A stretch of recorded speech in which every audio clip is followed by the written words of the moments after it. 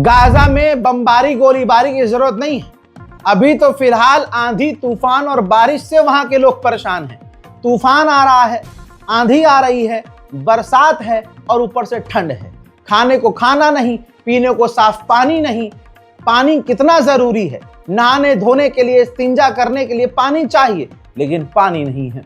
खाना कितना जरूरी है, छोटे छोटे बच्चों के लिए खाना जरूरी है, सबसे ज्यादा कपड़े जरूरी हैं, तमाम चीजें नहीं हैं। ऊपर से न जाने अल्लाह ये क्या ही कर रहा है कि वहां तूफान, बारिश, आंधी सब कुछ आ रही है। ये कैसा इम्तिहान है परवरदिगार, जरा इस मंजर को देखिए।